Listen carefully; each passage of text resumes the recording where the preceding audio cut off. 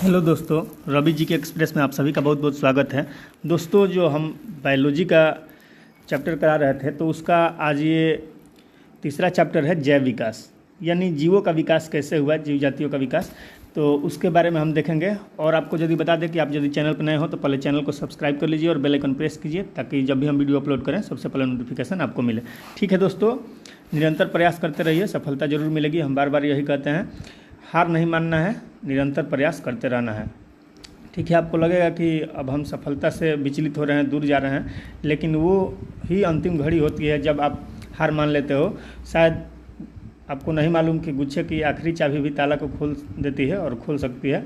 तो इसलिए आप भी लगे रहिए, ज़रूर आपको सफलता हासिल होगा। ठीक है दोस्तों, चलते हैं टॉपिक पे। तो चलिए देख लेते हैं। देखिए, इसमें जीवों का विकास कैसे हुआ और कौन कौन आगे आए वैज्ञानिक। जो लेमार्क आए, डार्विन आए तो डार्विनवाद दिए, उनके अनुयायी आए, मतलब उनके आगे चलकर जो उनके तथ्यों पर चलते थे तो वो नौ डार्विनवाद लाए। तो इस तरह से मतलब किन किन विद्वानों ने और वैज्ञानिकों ने क्या क्या मत दिए जीवों की उत्पत्ति के बारे में, विकास के बारे में, तो वो सारी चीज़ों को देखेंगे। और समरूप अंग क्या होता है, समजात अंग क्या होता है, तो ये सभी भी जानेंगे। चलिए आगे देखते हैं। तो देखिए, जैव विकास टॉपिक का नाम है। देखिए, प्रारंभिक निम्न कोटि के जीवों से क्रमिक परिवर्तनों द्वारा अधिकाधिक जीवों की उत्पत्ति को जैव विकास यानी ऑर्गेनिक इवोल्यूशन कहा जाता है। यानी जैव विकास से तात्पर्य क्या है, इसका अर्थ क्या होता है, यानी प्रारंभिक जो शुरुआत में निम्न कोटि के जीव थे उन्हीं में क्रमवार यानी क्रम से सीरियली वाइज चेंजिंग आते गया। ठीक है, तो उनके अधिक से अधिक जीवों की उत्पत्ति को क्या कहा जाता है, उसी को जैव विकास कहा जाता है। उनमें जो परिवर्तन होते गया, तो जैसे मानव ही जाति था तो उसमें पहले बंदर टाइप का था, फिर बंदर से हल्का हल्का मतलब जो चूल वगैरह था, बाल वगैरह होता है शरीर का, वो सब लुप्त होने लगा। कर्ण पल्लव जो था यानी वो भी लुप्त होने लगा। धीरे धीरे मानव के रूप में वो ढल गया। ठीक है, तो वही चीज़ है। चलिए, जीव जंतुओं की रचना, कार्यकी एवं रासायनिकी, भ्रूणीय विकास, वितरण आदि में विशेष क्रम व आपसी संबंध के आधार पर सिद्ध किया गया है।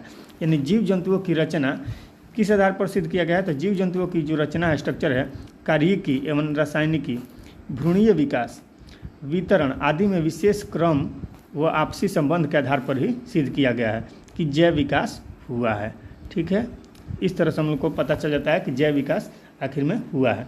अब देखिए कौन कौन वैज्ञानिक है, तो लेमार्क, डार्विन, वेलस, डिब्रीज आदि ने जैव विकास के संबंध में अपनी अपनी परिकल्पनाओं को सिद्ध करने के लिए इन्हीं संबंधों को दर्शाने वाले निम्नलिखित प्रमाण प्रस्तुत किए हैं। यानी इनके द्वारा क्या क्या प्रमाण प्रस्तुत किया गया, तो देख लेते हैं किस किस चीज़ से प्रमाण मिला है।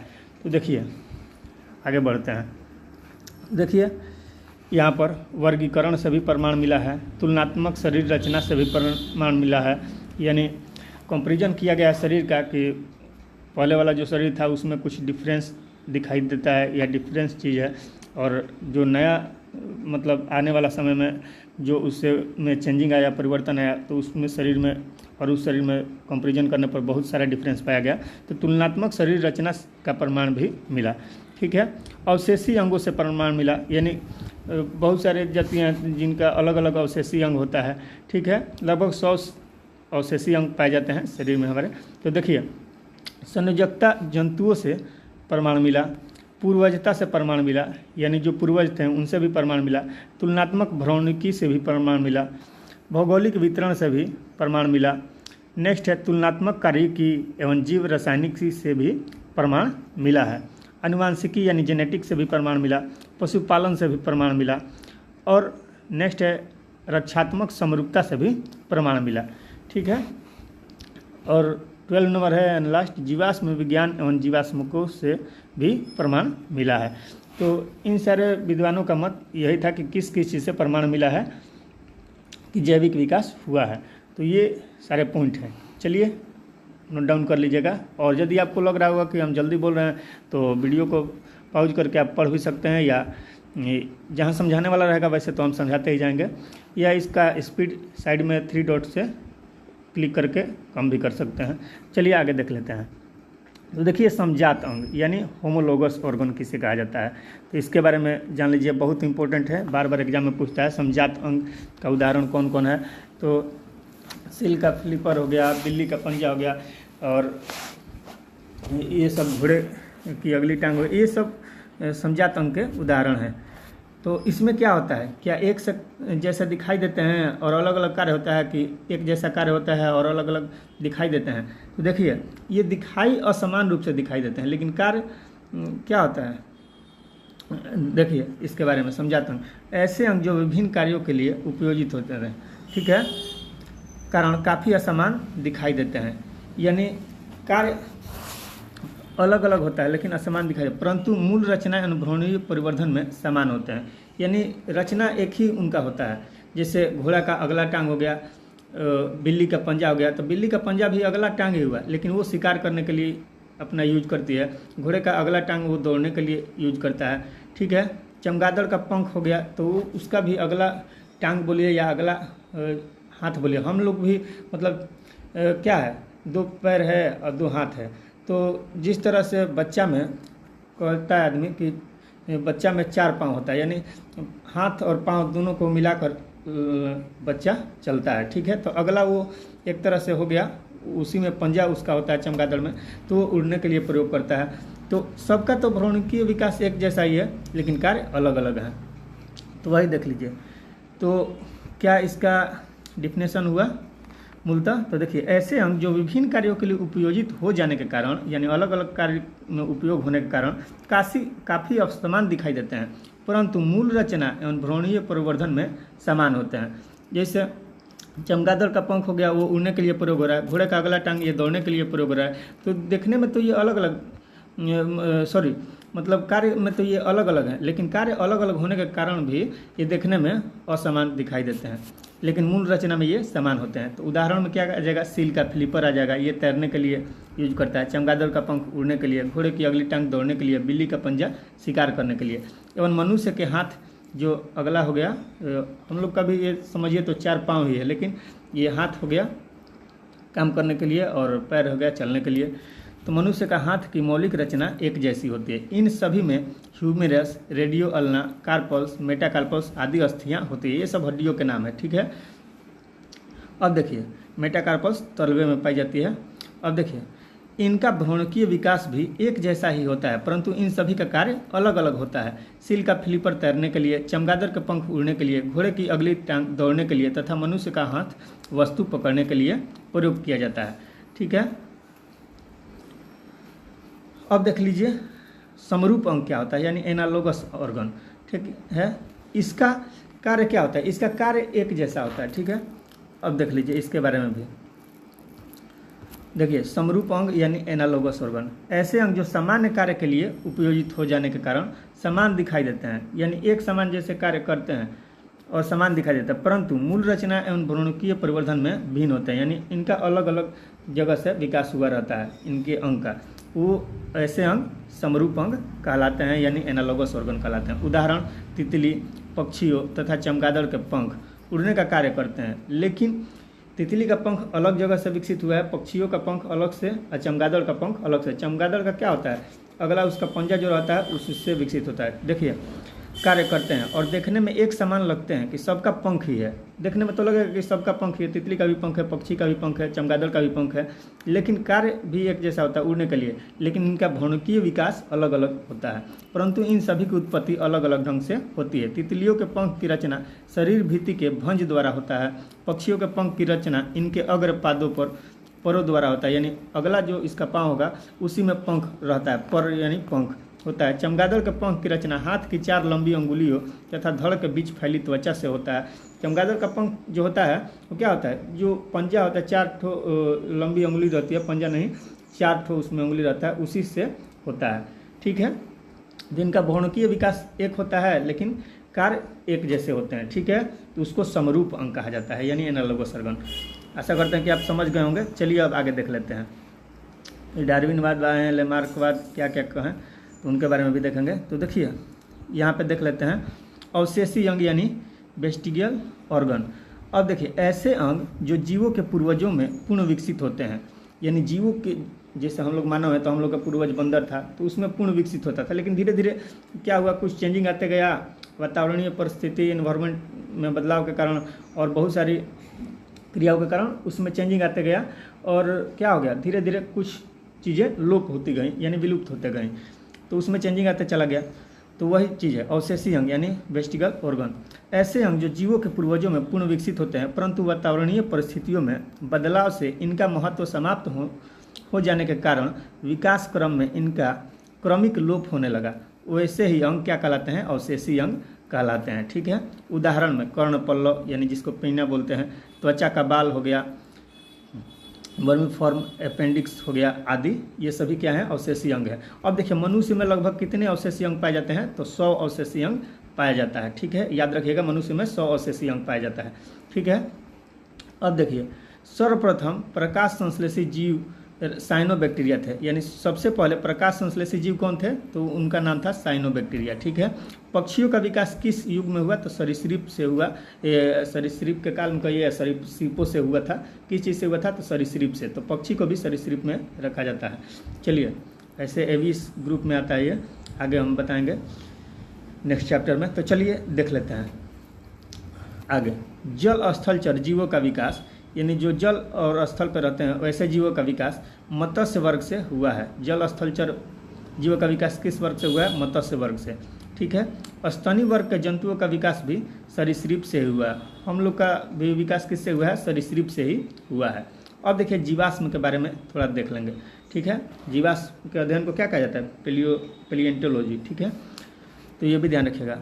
अनेक ऐसे प्राचीन काल जीवों एवं पादपों के अवशेष जो हमारी पृथ्वी पर विद्यमान थे परंतु बाद में समाप्त अर्थात विलुप्त हो गए, भूपटल की चट्टानों में परिरक्षित मिलते हैं, उन्हें जीवाश्म कहते हैं एवं इनके अध्ययन को जीवाश्म विज्ञान कहा जाता है यानी पेलियोंटोलॉजी कहा जाता है। तो देखिए दोस्तों, आपको मालूम होगा कि जैसे समुद्र के किनारे से ही पेट्रोल निकाला जाता है, तो क्या होता है, बड़ी बड़ी मछलियाँ छलांग लगाती है, अपना जंप करती है, तो आके उसके किनारे में वो क्या होती है, धंस जाती है, अंदर चल जाती है, मिट्टी वगैरह ऊपर से चल जाता है। बहुत साल बाद, हजारों लाखों साल बाद वहाँ पर क्या होता है, उनका जो शरीर होता है सड़ गल के वो क्या होता है, पेट्रोलीकृत, मतलब वो रसायन में, केमिकल में बदल जाता है, और उनसे अलग अलग प्रकार के हम लोग खनिज तेल, मिनरल वगैरह निकालते हैं। तो ठीक है, तो वही चीज़ है, ये पेड़ पौधा ही गल जाएगा तो कोयला बन जाता है बहुत हजारों वर्ष बाद।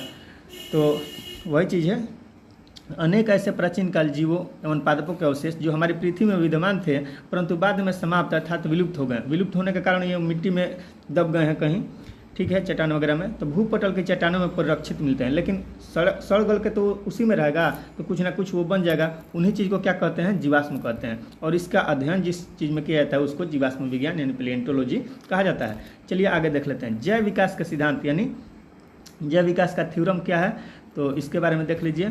जैव विकास के संबंध में अनेक सिद्धांत प्रतिपादित किए गए हैं, बहुत सारे सिद्धांत, जिनमें प्रमुख विद्वानों के नाम है, वैज्ञानिकों के, लेमार्कवाद, डार्विनवाद, उत्परिवर्तनवाद। उत्परिवर्तनवाद यानी उत्परिवर्तनवाद का सिद्धांत कौन दिया था, mutation theorem, Hugo de bridge. ठीक है, आगे देख लीजिए।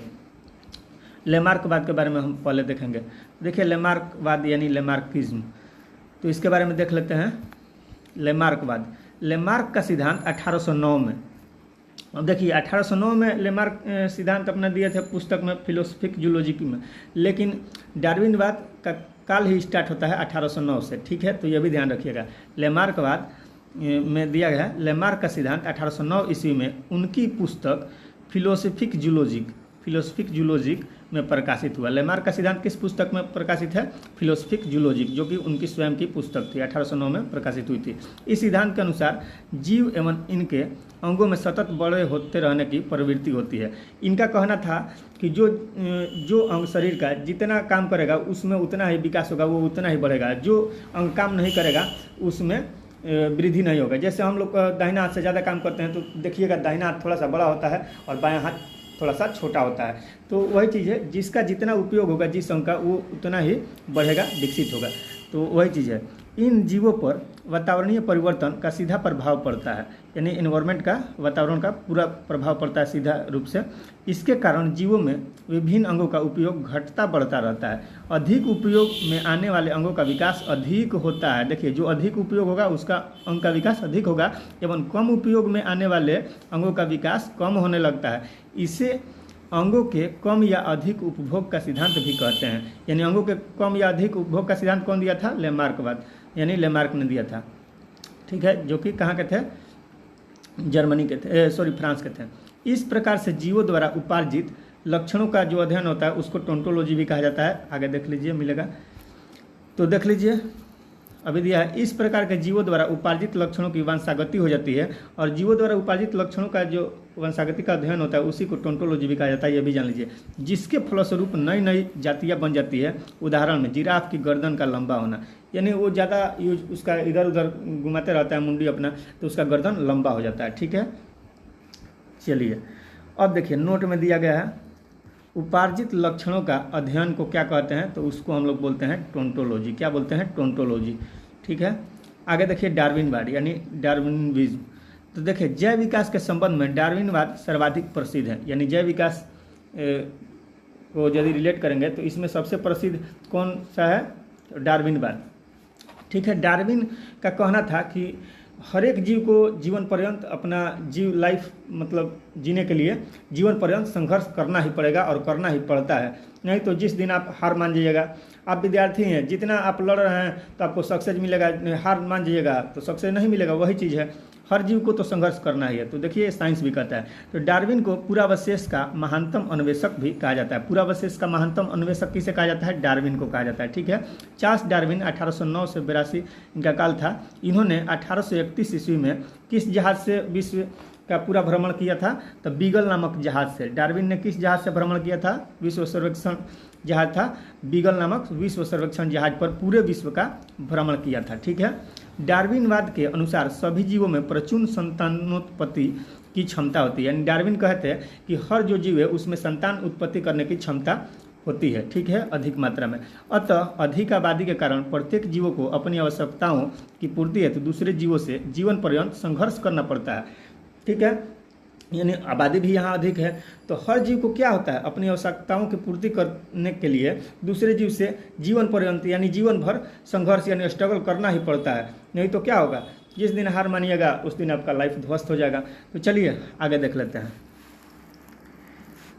अब देखिए, ये संघर्ष सजातीय, अंतर्जातीय तथा पर्यावरणीय होता है। ठीक है, यानी सजातीय भी होता है, अंतर्जातीय भी होता है, और पर्यावरण से इन्वायरमेंट से भी होता है। ठीक है, दो सजातीय जीव आपस में बिल्कुल समान नहीं होते। यानी दो सजातीय जीव आपस में समान होते हैं? बिल्कुल समान नहीं होते हैं। ये विभिन्नताएं इनके जनकों से वंशानुगत क्रम में मिलते हैं। ये विभिन्नता यानी इसमें डिफरेंस किससे मिलता है? तो इनके जनक से, यानी इनका जो पेरेंट्स होता है उससे वंशानुक्रम में मिलता है। कुछ विभिन्नताएं जीवन संघर्ष के लिए लाभदायक होती हैं, जबकि कुछ अन्य हानिकारक भी होती हैं। जीवों में विभिन्नताएं वातावरणीय दशाओं के अनुकूल होने पर बहुमुखी जीवन संघर्ष में सफल होते हैं। उपयोगी विभिन्नताएं पीढ़ी दर पीढ़ी इकट्ठी होती रहती है। जो उपयोगी विभिन्नता रहती है पीढ़ी दर पीढ़ी क्या होती है? इकट्ठी होती रहती है, और काफ़ी समय बाद उत्पन्न जीवधारियों के लक्षण मूल जीवधारियों से इतने भिन्न हो जाते हैं, इतने अलग हो जाते हैं, विभिन्नता आते आते कि एक नई जाति का निर्माण हो जाता है, यानी नई जाति बन जाती है। तो यही डार्विनवाद थे। और यहीं के मतलब जो आधार पर चलते थे, इन्हीं के तथ्य पे जो चलते थे, इन्हीं को बातों को लेकर, तो उनके द्वारा नव डार्विनवाद लाया गया। तो ठीक है, तो देखिए नव डार्विनवाद यानी न्यू डार्विनिज्म। तो डार्विन के पश्चात यानी डार्विन के बाद इनके समर्थकों द्वारा डार्विनवाद को जीनवाद के ढांचे में ढाल दिया गया। यानी डार्विनवाद को जीनवाद के ढांचे में कौन ढाला? तो जो डार्विनवाद के समर्थक थे उन्होंने ही डार्विनवाद को जीनवाद के ढांचे में ढाल दिया गया। तो ये नया एक ढांचा ढाल दिया गया, इसीलिए इसको नया डार्विनवाद यानी नव डार्विनवाद कहा जाता है, जिसे नव डार्विनवाद कहा जाता है। अब देखिए इसमें क्या दिया है। इसके अनुसार किसी जाति पर कई कारकों का एक साथ प्रभाव पड़ता है, जिससे इस जाति से नई जाति बन जाती है। ये कारक हैं कौन कौन? विविधता है, ठीक है, उत्परिवर्तन है, म्यूटेशन है, प्रकृति वर्ण है और जनन है। इस प्रकार नव डार्विनवाद के अनुसार जीन में साधारण परिवर्तनों के परिणाम स्वरूप, यानी साधारण सा नॉर्मल ही उसमें चेंजिंग आएगा, इसके बाद ही जीवों की एक नई जाति बन जाती है। जीन में जीन परिवर्तन के कारण भिन्नताएं क्या होती है, बढ़ जाती है, यानी डिफिकल्टी डिफरेंस बढ़ जाता है। ठीक है, आइए अब आगे देख लेते हैं। ठीक है, नेक्स्ट चैप्टर आएगा आपका आनुवांशिकी यानी जेनेटिक्स। तो ये जैव विकास है, तो चलिए देख लेते हैं। देखिए तीसरा पॉइंट है उत्परिवर्तनवाद यानी म्यूटेशन। तो देखिए यह सिद्धांत वस्तुतः ह्यूगो डी ब्रीज द्वारा प्रतिपादित किया गया, यानी उत्परिवर्तन का सिद्धांत यानी म्यूटेशन थ्योरम कौन दिए थे, ह्यूगो डी ब्रीज। इस सिद्धांत के 5 प्रमुख तथ्य निम्नवत हैं। 5 प्रमुख तथ्य था, तो उसमें से हर पॉइंट को देखेंगे। तो देखिए पहला पॉइंट है नई जीव जातियों की उत्पत्ति लक्षणों में छोटी छोटी एवं स्थिर विभिन्नताओं के प्राकृतिक चयन द्वारा पीढ़ी दर पीढ़ी संचय एवं क्रमिक विकास के फलस्वरूप नहीं होती है, बल्कि यह उत्परिवर्तनों के फलस्वरूप होती है। यानी उत्परिवर्तन होता है, इस कारण उसमें विकास होता है। ठीक है, तो चेंजिंग आता है। तो ये कहे थे ह्यूगो डी ब्रीज। दूसरा पॉइंट क्या बोले थे, देख लीजिए। इस प्रकार से उत्पन्न जाति का प्रथम सदस्य उत्परिवर्तक कहलाता है। यानी इस प्रकार से जो प्रोड्यूस हुई स्पेसीज होगी, जाति होगी, तो उसका प्रथम मेंबर को हम लोग क्या कहेंगे, फर्स्ट मेंबर को उत्परिवर्तक कहते हैं। यह उत्परिवर्तित लक्षण के लिए शुद्ध नस्ल भी होता है। अब देखिए थर्ड पॉइंट है उत्परिवर्तन अनिश्चित होते हैं। उत्परिवर्तन निश्चित होता है नहीं, ये अनिश्चित होता है। ये किसी एक अंग विशेष में अथवा अनेक अंगों में एक साथ उत्पन्न हो सकते हैं। किसी एक अंग में भी हो सकता है या अनेक अंगों में एक साथ भी उत्पन्न हो सकता है उत्परिवर्तन। ठीक है, इसका निश्चित नहीं है, ये अनिश्चित है। ठीक है, चौथा पॉइंट दिया है सभी जीव जातियों में उत्परिवर्तन की प्रवृत्ति होती है। यानी जितने भी सारे जीव जाति है उसमें उत्परिवर्तन की प्रवृत्ति की होती है, यानी सब में होता है। पांचवा पॉइंट है जाति के विभिन्न सदस्यों में उत्परिवर्तन भिन्न भिन्न हो सकते हैं। यानी एक ही जाति के अलग अलग मेंबर हैं तो उनमें उत्परिवर्तन अलग अलग म्यूटेशन हो सकता है। छठा पॉइंट है उपयुक्त उत्परिवर्तनों के फलस्वरूप अचानक ऐसे जीवधारी उत्पन्न हो सकते हैं जो जनक से इतने अधिक भिन्न हो कि उन्हें एक नई जाति का नाम दिया जा सके या नई जाति माना जा सके। तो ये कहे थे ह्यूगो डी ब्रीज। ठीक है, तो आइए नोट में देख लेते हैं क्या दिया है। नोट में दिया है जीन के भीतर अनुक्रम आधार परिवर्तन क्या कहलाता है, उत्परिवर्तन कहलाता है। यानी जीन के भीतर अनुक्रम आधार परिवर्तन, यानी जीन जो होता है तो इस डीएनए का इकाई होता है जीन, और जीन के भीतर जो अनुक्रमवार यानी कंटिन्यूअस उसके आधार में बेस में जो चेंजिंग आता है उसी को हम लोग म्यूटेशन कहते हैं यानी उत्परिवर्तन कहते हैं। तो नेक्स्ट चैप्टर दोस्तों है आनुवांशिकी यानी जेनेटिक्स। तो नेक्स्ट वीडियो में हम लाएंगे। तो तब तक के लिए आज्ञा दीजिए, और वीडियो कैसा लगा कमेंट में बताइएगा, और यदि चैनल पर नए हो तो चैनल को सब्सक्राइब कीजिए और बेल आइकन प्रेस कीजिए ताकि जब भी हम वीडियो अपलोड करें सबसे पहले नोटिफिकेशन आपको मिले। ठीक है दोस्तों, आज्ञा दीजिए। Thanks, bye and take care, all the best.